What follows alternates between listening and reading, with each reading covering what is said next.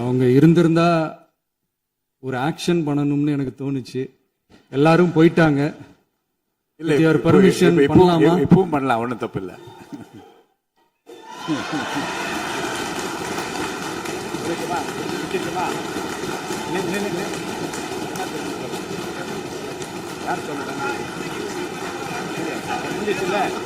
அப்படி அந்த பிசினஸ் தான் பண்ணணும்னா நிறைய பிசினஸ் பண்ற மாதிரி வெளியில போய் பண்ண சொல்லுங்க, இங்க சட்டசபைக்குள்ள வேணாம்.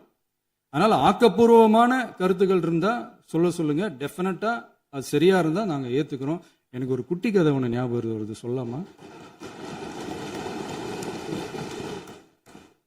ஒரு ஊர்ல ஒரு பெரியவர் வெயில் ரொம்ப ஜாஸ்தியா இருக்குன்னு சொல்லிட்டு கண்ணுக்கு மேல கை வச்சுக்கிட்டு இப்படி சுத்தி முத்தி தேடிக்கிட்டு இருந்தாராம். அப்ப கூட இருந்த ஒரு சின்ன பையன், என்ன தேடுறீங்க அப்படின்னு கேட்டானா. அதுக்கு அந்த பெரியவர் சொன்னாரா, அது ஒண்ணு இல்ல தம்பி, உங்க அப்பா இங்கதான் இருப்பாருன்னு சொன்னாங்க, அதான் தேடிக்கிட்டு இருக்கேன். எங்க உங்க அப்பாவையா காணோம்?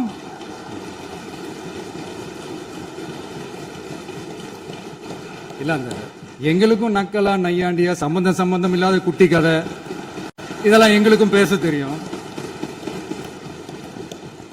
அந்த கதையில பெரியவர் அப்படி சொன்னாராம், தப்பா எடுத்துக்காதீங்க. அந்த கதையில பெரியவர் அப்படி கேட்டாராம். அதனால யாரும் இங்க டென்ஷன் ஆக வேணாம். அதனால இன்னொரு இந்த என்னுடைய உரையை முடிக்கிறதுக்கு முன்னாடி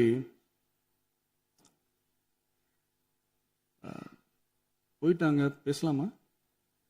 நிறைய உங்க கருத்துக்களை நீங்க முழுமையாக மன நிறைவோடு பேசலாம். டிவியில் பார்ப்போம். சரி, அதான் 5 நிமிஷம் பேசுனதுக்கே கொலத்தூரி இந்த ஆட்டம் அடிச்சு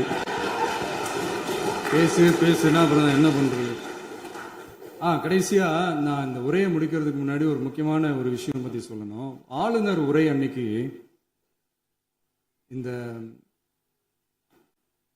தமிழ் தாய் வாழ்த்துக்கு அப்புறம் தேசிய கீதம் பாடினது தப்பு, தேசிய கீதம் 2 முறை பாடினது தப்பு, அப்படி ஒரு நிகழ்வு இதுக்கு முன்னாடி இந்த சட்டசபையில நடந்ததே கிடையாது, அந்த மரபே மாத்திட்டீங்க, இப்படி ஒரு பெரிய ஒரு போர் மாதிரி எதிர்கட்சியை சார்ந்தவங்கலாம் சொன்னாங்க இல்லையா? அந்த மாநில உரிமை போராளிகளை, அந்த மரபு காக்கிற உரிமை போராளிகளை ஒரே ஒரு கேள்விதான் கேட்கணும். 2021 ஆகஸ்ட் 2 ஞாபகம் இருக்கா? Centenary celebration of Tamil Nadu legislature. அந்த ஃபங்க்ஷன்ல நம்ம முன்னாள் முதலமைச்சர் கருணாநிதி அவர்களோட கலைஞர் அவர்களுடைய கலைஞர் அவர்களுடைய புகைப்படத்தை மாண்புமிகு குடியரசுத் தலைவர் திறந்து வைக்கிற ஒரு ஃபங்க்ஷன். அந்த ஃபங்க்ஷன்ல national anthem followed by Tamil Thai Vazhthu அப்படின்னு அறிவிச்சது ஞாபகம் இருக்கா? அதாவது தேசிய கீதத்துக்கு அப்புறமா 2வது முறையா, நோட் திஸ் பாயிண்ட், மாண்புமிகு பேரவைத் தலைவர் அவர்களே, பிளீஸ் நோட் திஸ் பாயிண்ட். தேசிய கீதத்துக்கு அப்புறம் 2வது முறையாக தமிழ் தாய் வாழ்த்து பாடப்படும் அப்படின்னு சொன்னது ஞாபகம் இருக்கா? அதுவும் முத்தமிழ் அறிஞர் அப்படின்னு சொல்ற நம்ம கலைஞர் அவர்களுடைய அந்த புகைப்படம் வெளியிட்டு விழாவில் அவர் இருந்த இதே சபையில தமிழ 2வது இடத்துக்கு தள்ளினது யாருன்னு ஞாபகம் இருக்கா? அது மட்டும் இல்ல, அந்த தேசிய கீதத்தை நாட்டுப்பண் நேஷனல் ஆந்தம்னு சொல்லி அதே ஃபங்க்ஷன்ல கடைசியா ஃபங்க்ஷன் முடியும் போது செகண்ட் டைம் தேசிய கீதம் பாடினதும் ஞாபகம் இருக்கா? இதே அவையில் தான், அது அவை குறிப்பிலும் இருக்கிறது, இதே அவையில் தான் நடைபெற்றது. இந்த தக்க நேரத்தில் இந்த ஆதாரங்களை அளித்த மாண்பு முதல் அவர்களுக்கு நன்றியை தெரிவித்துக் கொள்கிறேன். டவுட் இருந்தா இந்த புக்கை பார்த்து தெரிஞ்சுக்கலாம். அதனால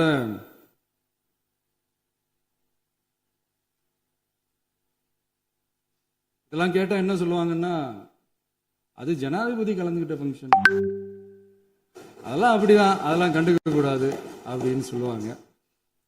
இதே மாதிரிதான் பேசுறது ஒண்ணு, செய்யறது ஒண்ணு, பேசுறது ஒண்ணு. இதெல்லாம் மக்கள் பார்த்துக்கிட்டு இருக்காங்க. எலெக்ஷனுக்கு முன்னாடி தான் அப்படி செஞ்சுக்கிட்டு இருந்தாங்க, இப்போ எலெக்ஷனுக்கு அப்புறம் அதே தான் செய்யறாங்க. இந்த விஜயையும் சாமானியர்களின் உண்மையான சமூக நீதி அரசையும் அவமானப்படுத்துறதுக்கு தான் அவங்களோட அந்த பொலிட்டிக்கல் சீனியாரிட்டி அது பயன்படுத்துது போல. சரி, செய்யட்டும், நல்லா செய்யட்டும். இப்போ ஆனாலும் நம்மளுடைய மாநில உரிமை, மொழி உரிமை, உத்தமபுத்திரர் போல வேஷம் போடுற எதிர்கட்சிக்கு ஒன்றை மட்டும் ஆணித்தரமாக சொல்றோம். உங்களை மாதிரி தமிழ்னு சொல்லிக்கிட்டு, மொழி, பண்பாடு, கலாச்சாரம்னு சொல்லிக்கிட்டு ரெட்டை வேஷம் போடுறவங்க நாங்க கிடையாது. உலகெங்கும் வாழும் என் தமிழ் சொந்தங்களுக்கு நம்முடைய உத்தரவாதம் தமிழ் தான் எங்க உயிர் நாடி அப்படின்றத மறக்க மாட்டோம். இப்பவும் சொல்றோம், மாநில உரிமையில எப்பவும் உறுதியா இருப்போம். அதே சமயத்துல அரசியல் வேற, ஒன்றிய மாநில அரசுகளுக்கு இடையே இருக்கிற நிர்வாக அணுகுமுறை வேற. இதுல நாங்க ரொம்ப தெளிவா இருக்கிறோம். அதனால எங்களுக்கு பாடம் எடுக்கிறதா நினைச்சுக்கிட்டு உங்க வேஷத்தை நீங்களே கொஞ்சம் கொஞ்சமா கலைச்சிக்கிட்டே வர்றீங்க, மறந்துடாதீங்க. அப்புறம் நேத்து எதிர்கட்சி தலைவர், மாண்புமிகு எதிர்கட்சி தலைவர் பேசும்போது நிறைய பேசினாங்க. அதுல ஒண்ணு மட்டும் அரசு சொல்றதா நினைச்சுக்கிட்டு நம்மளை இன்டைரக்டா ஈவில் அப்படின்ற அந்த வார்த்தையை யூஸ் பண்ணாங்க. எனக்கு ஒண்ணுதான் சொல்லணும்னு தோணுது. ஈவில்ஸ்னு டெவில்ஸ் பேசக்கூடாது.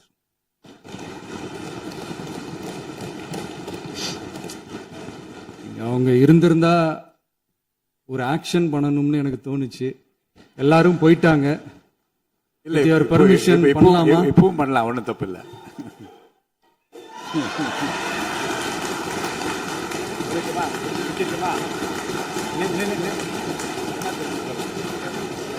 யார் சொல்லுங்க?